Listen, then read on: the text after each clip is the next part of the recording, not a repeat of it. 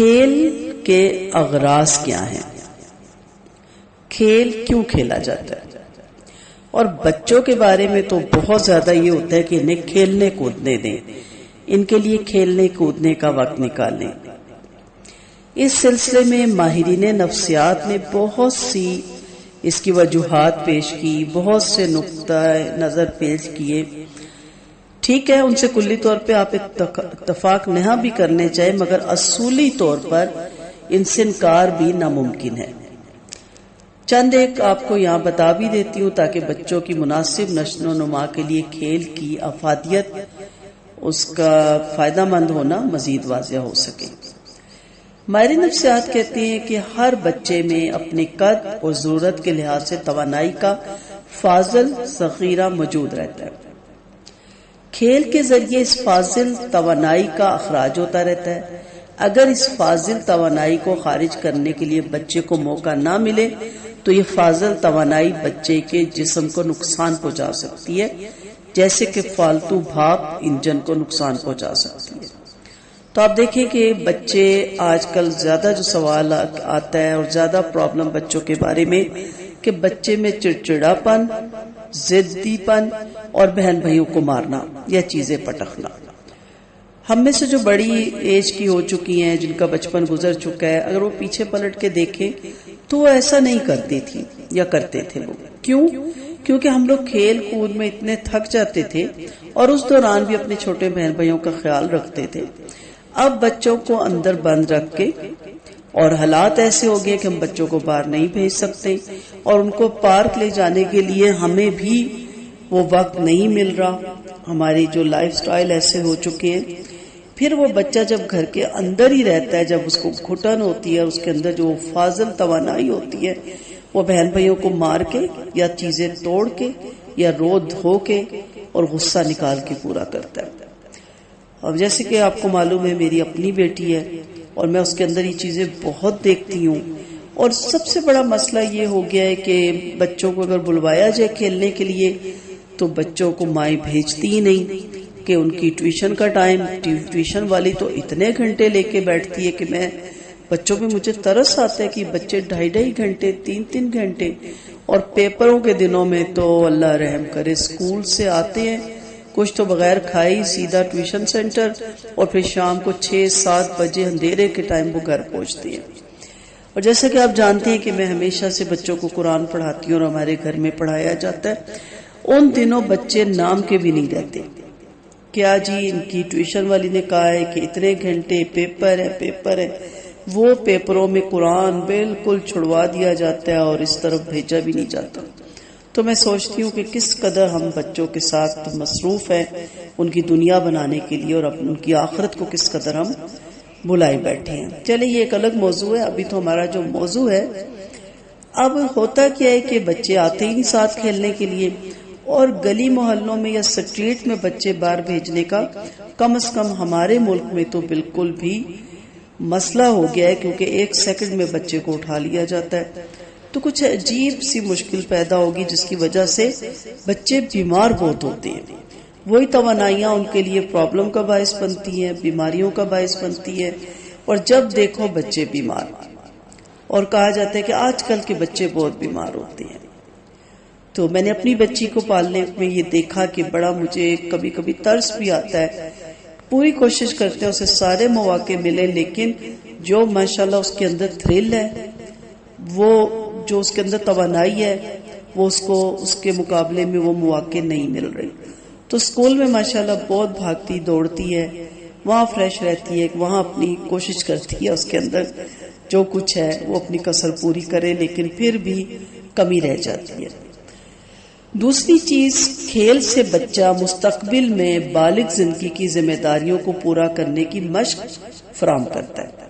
جیسے بچیاں گڑیوں کے کھیل سے پھر امور خانہ داری کرتی ہیں، مہمان آ رہی ہیں، فرینڈز ان کو بٹھا رہی ہیں، پھر انہیں چائے بنا کے دے رہی ہیں، اور وہی اسی طرح بول رہی ہوتی ہیں جیسے مائیں بولتی ہیں، وہی طریقے ہوتے ہیں، اور بچے مختلف کھیلوں سے مختلف ذمہ داریوں کو ادا کرنے کی تربیت حاصل کرتے ہیں، اور بہت کچھ ان کو دیکھنے میں ملتا ہے، بہت کچھ سیکھنے کو ملتا ہے، بہت کچھ ہمیں لگ رہا ہوتا ہے بظاہر کہ وہ کچھ نہیں سیکھ رہے، معاملات حل کرنے کا ان کو طریقہ آ رہا ہوتا ہے. اور اب مائیں بھی گا بگا، جیسے لڑائی ہوگی بچوں کی تو ہم کہتے درگزر کرو، معاف کرو، دوست ہو، اور ہمیشہ کہا جاتا ہے لڑائی لڑائی معاف کرو، اللہ کا گھر صاف کرو. تو اس طرح پھر دوستی ہو جانی، پھر بتانا کہ دوست کیا ہوتے ہیں. تو بہت کچھ ان کی تربیت ہوتی ہے. اکیلے گھر میں پلنے والا بچہ صرف کھلونوں کے ساتھ اور اچھے کھانوں کے ساتھ، اس میں بہت کمیاں رہ جاتی ہیں. وہ پھر پبلک ڈیلنگ میں بہت پیچھے رہ جاتا ہے. پھر تیسری چیز ماہر نفسیات کہتے ہیں کہ بچے کی اپنی کچھ الجھنیں اور پریشانیاں ہوتی ہیں. اس کے بہت سے جبلی تقاضے پورے نہیں ہو پاتے، جس کی بنا پر وہ اضطراب محسوس کرتا ہے. کھیل کود کے ذریعے بچے کے مجروح جذبات کی تسکین ہوتی ہے اور اس کی جو ذہنی کمیاں ہوتی ہیں نا، اس سے ان کو چھٹکارا نصیب ہوتا ہے. پھر یہ بھی کہا جاتا ہے کہ نشو و نما کے مختلف مراحل پر بچے کا ذہن اور جسم مختلف تقاضے کرتا ہے. کھیل کود سے ان تقاضوں کی تکمیل ہوتی ہے. پھر یہ بھی ماہر نفسیات کہتے ہیں کہ بچے میں رشک اور رقابت اور مقابلہ اور مسابقت کے جذبات قدرتی ہوتے ہیں. کھیل سے ان جذبات کی بھرپور تسکین ہو جاتی ہے اور دیگر صورت میں یہ جذبات غلط رخ اختیار کر کے بری عادتوں کا پیش خیمہ بن سکتے ہیں. آپ نے دیکھا ہوگا کہ بڑے بڑے ایجوکیٹڈ فیملی، بڑی اچھی سکولنگ میں بچوں کو پڑھانے والی اور بڑی آپ کہہ لیں ایلیٹ فیملی کہہ لیں، کچھ بھی نام دے دیں، ان کے بچے نشے کا شکار، ان کے بچے گین میں شوقیہ گین جوائن کرنا اور شوقیہ ڈاکے ڈالنا اور شوقیہ چوری کرنا، گاڑیوں کے ٹائر اتارنا اور ہنسنا اور خوش ہونا. وہ کیا ہوتا ہے؟ وہ یہی ہوتا ہے نا کہ ان کی وہ جو ہے بچپن میں کھیل کود میں پورا نہیں ہوتا اور وہ جب اندر رہ کے تو پھر وہ اس طرح کے کاموں سے اپنی بڑھاس نکال رہے ہوتے ہیں. پھر انسان ترقی کر کے جس مقام پہ پہنچ سکتا ہے اس کے لیے اسے مختلف مراحل اور تجربات سے گزرنا پڑتا ہے. مٹی کے برتن بنانا، لکڑی کے تیر کمان بنانا، بھاگنا دوڑنا، پیڑ پہ چڑھنا، جنگل میں گھومنا پھرنا، شکار کرنا، گھر گروندے بنانا وغیرہ نہ صرف ماضی کی یادیں بلکہ انسان کے ابتدائی تجربات بھی، اس کے مراحل بھی اسی میں سے ہیں. بچہ کھیل کے ذریعے انہی تجربات اور مراحل سے گزر کر اپنی شخصیت کو سنوارتا ہے. میں نے ایک دفعہ میری بیٹی کو کچھ دن پہلے پتنگوں کا شوق آ گیا تو میں نے کہا بیٹا ڈور آپ سے سنبھالی نہیں جائے گی، ہاتھ کٹتے ہیں. تو میں نے کہا اچھا چلے میں آپ کو گڑیا بنا کے دیتی ہوں. میں نے اس کو جب چوک پر بیٹھ کاٹ کے گڑیا بنا دی جھاڑو کے تنکے سے، وہ اتنی حیران ہوئی اور وہ اسی طرح اڑتی تھی جیسے یہ عام پتنگ، کیونکہ ہم بچپن میں ایسے ہی کرتے تھے. کتنی پتنگیں خریدے، پھٹ جاتی تھی، ٹوٹ جاتی تھی. تو پھر ہم بیٹھ کے اس طرح کاغذ سے پتنگیں بنا لیتے تھے. اور آپ کو یاد ہوگا ہر وقت گم، اب تو گم کہتے ہمارے لیوی کہتے تھے، ان چیزوں کے پیچھے ہم نے بھاگتے رہنا اور بیٹھ کے خود. اور مجھے تو ماشاءاللہ بہت کچھ بنانا آتا تھا، ڈبیوں سے گھر بنانا، صوفے بنانا. پھر ہمارے اسکول میں وہ پیریڈ بھی ہوتے تھے تو اکثر جب بڑی ہوگی میں اور بچوں کو اسکول میں ضرورت پڑی ریلیٹیوز کے یا اہل محلہ کے تو وہ کہتے تھے وہ بنا دے گی. پریاں بنانا، آپ کو بھی کچھ یاد ہو رہا ہوگا، سلائی کے رومال بنانا، پھول اس میں کاٹنا. تو بڑا اچھا ہمارا بچپن تھا. اب تو بچوں کے لیے یہ ان چیزوں کا وقت ہی نہیں. سوئی میں دھاگا نہیں بچوں کو ڈالنا آتا، گیرا نہیں لگانی آتی. تو ہمیں یہ سب کچھ اسکول میں بھی سکھایا گیا، گھروں میں بھی، اور ہم نے بیٹھ کے بھی گڑیوں کی شادی کرنا. تو آج کل کے بچے حیران ہوتے ہیں کہ گڑیا کی شادی کیسے ہوتی ہے. بہرحال پھر کہا جاتا ہے کہ بچے میں بہت سی تخلیقی صلاحیتیں فطری طور پر موجود ہوتی ہیں. انہی تخلیقی صلاحیتوں کے اظہار اور ان کو پروان چڑھانے کے لیے بچہ مختلف قسم کے کھیل کھیلتا ہے. یہ تو کچھ وجوہات بتائی گئی کہ کھیل بچے کے لیے کس قدر ضروری ہے، جس طرح غذا اور پانی. کھیل سے کیا کیا فائدے حاصل ہوتے ہیں اس کا اندازہ مزید میں وضاحت سے کوشش کرتی ہوں آپ کو لگا سکوں. سب سے بڑا فائدہ جو ہوتا ہے وہ جسمانی فائدہ ہے. جسمانی صحت کے لیے کھیل بہت مفید ہے. کھیل سے جسمانی قوت میں اضافہ ہوتا ہے، بدن چست ہوتا ہے، پھرتیلا رہتا ہے، کودنے، پھاندنے، چڑھنے، اترنے، گرنے، سنبھلنے، دوڑنے، اچھلنے سے اعضاء کھلتے ہیں، ان میں توازن اور تناسب پیدا ہوتا ہے، دوران خون تیز ہوتا ہے، درست طریقے سے معدہ کام کرتا ہے، اسی طرح اور بھی بہت سے پرابلم جو بچوں کے اندر ہوتی ہے قبض کی، وہ ساری ختم ہوتی ہیں، فضلہ اور زریلا مادہ پسینے کی شکل میں اچھی طرح خارج ہو جاتا ہے، اعصاب مضبوط اور کشادہ ہوتے ہیں، بیماریوں کے مقابلے کے لیے قوت مدافعت پیدا ہوتی ہے، اور بچوں کی جسمانی نشوونما ان بچوں کے مقابلے میں بہت بہتر ہوتی ہے جو گیم میں حصہ لیتے ہیں، اور جو گیم میں حصہ نہیں لیتے، جو گیم میں حصہ لیتے ہیں ان کی بہت بہتر ہوتی ہے۔ اب وہی جواب پھر سوال آ جاتا ہے کہ جی بچے کھاتے کچھ نہیں اور ہمارے پیٹ نہیں بھرتے تھے، کھیلے کودیں گے تو کچھ کھائیں گے نا، اچھلے کودیں گے تو پیٹ خالی ہوگا نا، اور اب اتنی ہیوی ڈائٹ ہم انہیں دیتے ہیں کہ ناشتے میں یہ بھی ہو وہ بھی ہو، لنچ میں بھی سب کچھ ڈال کے دے ڈبے میں، اور ہم چاہتے ہیں کہ وہ سارا ڈبہ لنچ باکس بچہ فنش بھی کر آئے اور گھر آ کے پھر اس کو ٹھسوائیں، اتنا کھلائیں کہ میرا بچہ ہیلدی ہو، لیکن یہ نہیں ہم سمجھ رہے ہوتے کہ وہ سارا اس کی بیماریوں کا سبب بن رہا ہے۔ اور پھر رات میں ڈنر بھی بہت کھائے اور پھر شام میں بھی کچھ کھائے، اگر وہ کھیلے کودے گا تو بغیر آپ کے کہے وہ کھائے گا، اور اٹھا اٹھا کے کھائے گا کہ آپ پریشان ہو جائیں گے کہ اس کا پیٹ ہی نہیں بھرتا۔ ہمارے بڑے کہتے تھے کہ بچے کبھی نہیں رجتے، اور اب بچے کھاتے ہی کچھ نہیں، ان کے پیچھے بھاگنا پڑتا ہے۔ وجہ کیا ہے کہ بچوں کو جسمانی کھیل میسر نہیں۔ ہاں یہ گیمیں بہت میسر ہیں موبائلوں پہ، جس سے دماغ خراب ہو رہا ہے بچوں کا، اس سے بچائیں، اس پہ بھی آگے بات کروں گی۔ پھر ذہنی فائدہ ہوتا ہے کھیل سے، کھیل سے ذہنی نشوونما میں بھی بڑی مدد ملتی ہے۔ صحت مند دل اور دماغ صحت مند جسم میں ہی پروان چڑھ سکتا ہے۔ بیمار اور مریض جسم میں صحت مند دل اور دماغ کا تصور کرنا حماقت کے سوا کچھ بھی نہیں۔ اگر کھیل جسمانی صحت پر اچھے اثرات ڈالتا ہے تو ذہنی صلاحیتوں پر بھی اچھے اثرات مرتب کرتا ہے۔ آپ جانتے ہیں نا کہ واک اور ایکسرسائز ڈپریشن سے بچاتی ہے، جتنے قدم آگے بڑھتے ہیں اتنی ٹینشنیں پیچھے رہ جاتی ہیں۔ یہی بچوں کا ہے، بچوں کی تو ساری واک اور گیم ہی ہوتی ہیں۔ چیزوں کو توڑنے، جوڑنے اور بنانے بگاڑنے سے بچوں کو نئے نئے تجربات حاصل ہوتے ہیں، ان کے اندر نئی چیزیں بنانے کی صلاحیت پیدا ہوتی ہے۔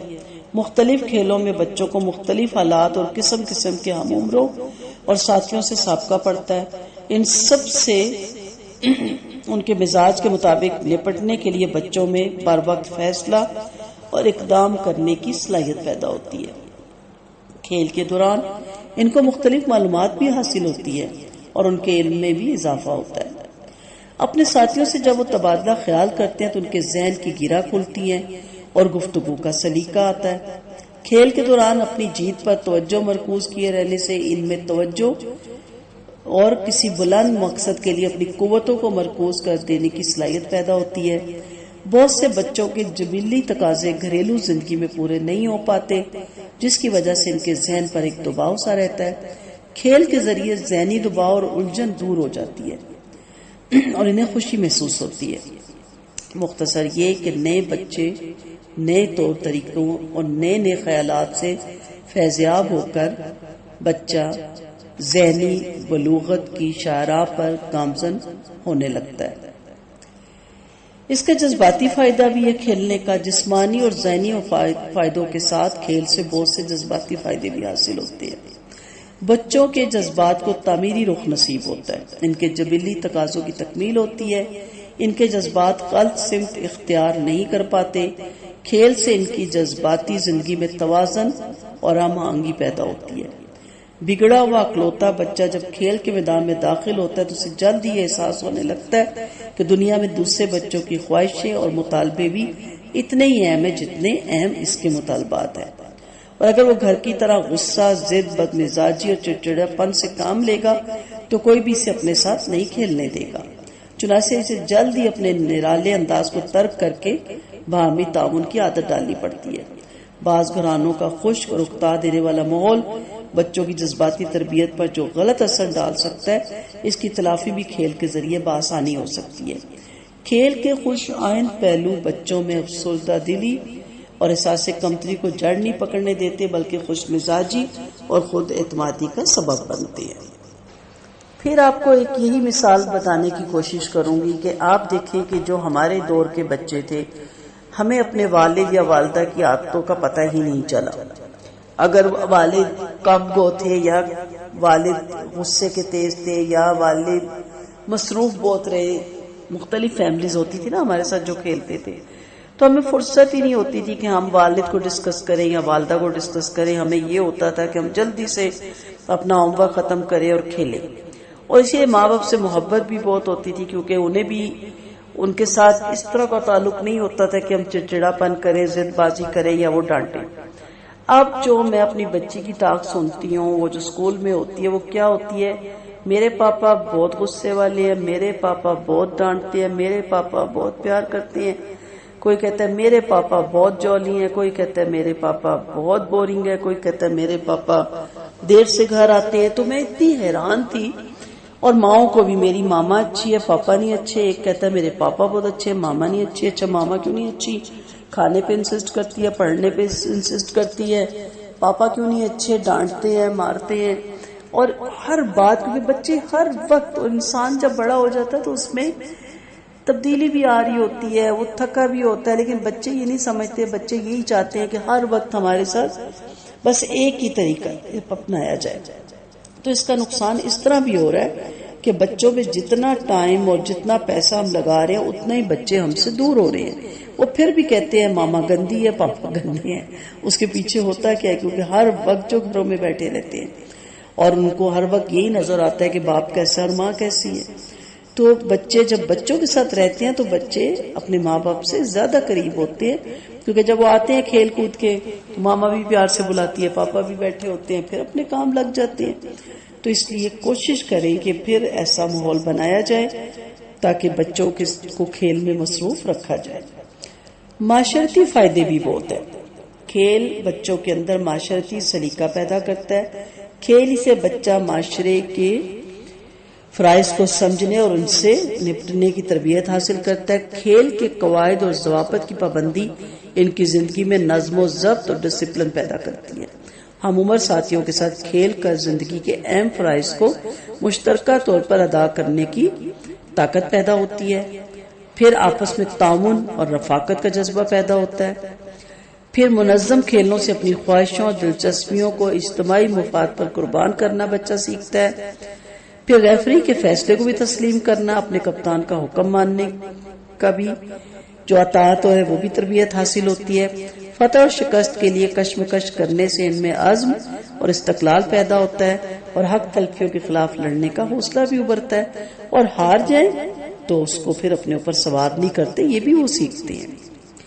اخلاقی بہت فائدے ہیں۔ کھیل سے بچوں میں بہت سی پسندیدہ اوصاف پروان چڑھتے ہیں۔ اپنی ہار کی پرواہ کیے بغیر سچ بولنے سے بچوں میں صداقت اور دیانت کے اوصاف پیدا ہوتے ہیں،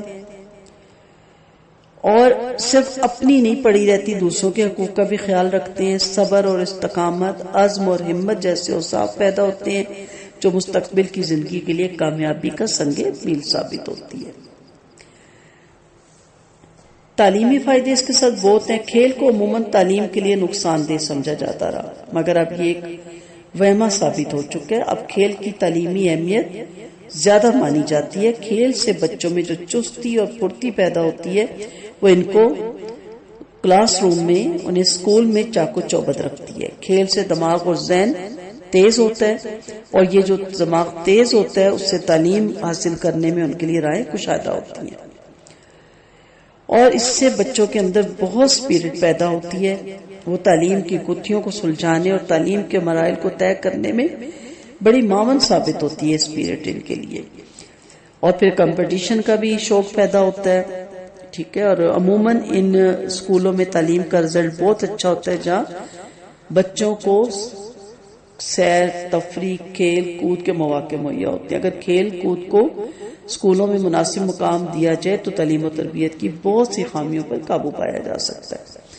میری بیٹی کی تو اس دن خوشی کی انتہا نہیں ہوتی جب اسکول والے کہیں لے کے جا رہے ہوتے، جبکہ ماما پاپا کے ساتھ گھوم گھوم کے اس نے کوئی جگہ نہیں چھوڑی ہوئی، لیکن ہمارے ساتھ وہ اتنی خوش نہیں ہوتی جتنی وہ اپنے اسکول کے ساتھ جانے میں اور اپنا تھوڑا سا جو لنچ انہوں نے اجازت دی ہوتی ہے وہ لے جانے میں. حالانکہ پابندی ہوتی ہے یونیفارم میں آنا ہے، لیکن اس دن تو وہ رات خوشی سے سوتی بھی نہیں کہ آج میں اپنی فرینڈز کے ساتھ جاؤں گی. اور جب دوبارہ وہاں سے کبھی ہمارے پاس ساتھ سے گزرتی ہے تو ایک دم کہتی ہے ماما ہم یہاں آئے تھے، ماما ہم اس جھولے میں بیٹھے تھے، ہم نے یہ کیا، ہم نے یہ کھایا، ہماری ٹیچرز نے یہ کہا، میں اس جھولے میں بیٹھی اتنے تیز جھولے میں. اور بڑی خوش ہوتی ہے کہ سارے بچے بڑے امپریس ہوئے کہ آپ ڈرتی نہیں ہیں، اتنے مشکل جھولوں پہ بیٹھتی ہیں.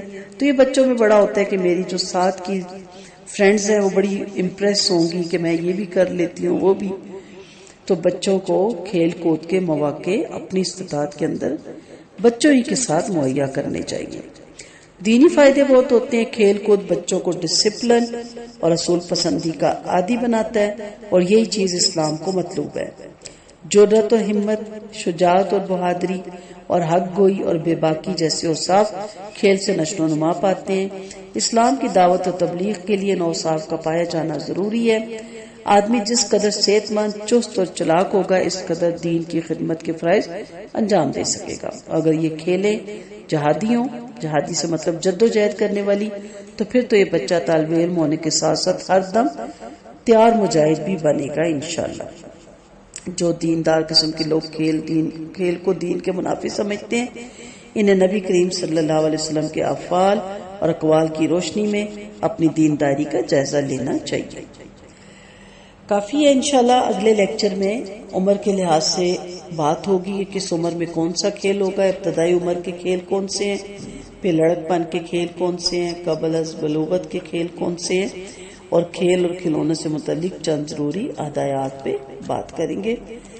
اللہ سے دعا ہے اللہ تعالیٰ زندگی اور صحت دے، اور اللہ سے دعا ہے کہ جو سیکھا، جو سمجھا، جو بتایا اس پہ عمل کی ہمیں توفیق دے. دعاؤں کی طالب رخسانہ اجاز.